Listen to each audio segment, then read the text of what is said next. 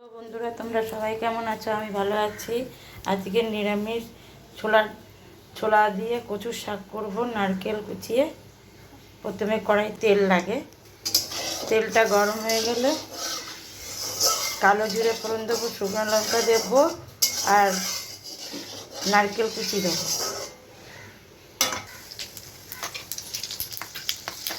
তারপর নারকেল দিয়ে দিলাম, তারপরে নারকেল কুচি আর দিয়ে দিই। এবার নারকেলটা একটু ভেজে নেবো। যা হয়ে গেছে এবার কচুর শাকটা ছেড়ে দিচ্ছি। কচুর শাকটা দিয়ে দিলাম, হলুদের গুঁড়ো দিয়ে দিলাম, একটু ভালো করে নেড়ে ছেড়ে এবার আস্তে আস্তে হোক, বাড়িয়ে দেবো আঁচটা।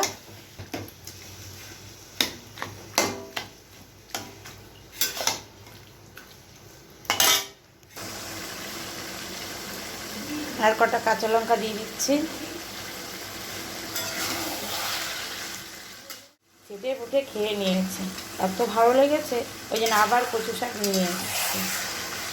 সেদিন করেছি মাছের মাথা দিয়ে করেছিলাম, আজকে নিরামিষ করছি, ছোলা দিয়ে নারকেল দিয়ে নিরামিষ করছি। একটু চিনি দিয়ে দিলাম, চিনি দিলে এটা ভালো তাড়াতাড়ি গলে যাবে, সিদ্ধ হয়ে যাবে।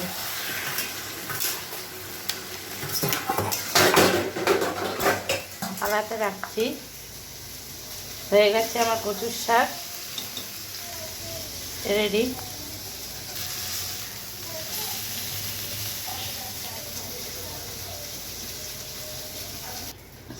কচুর শাক আমার রেডি।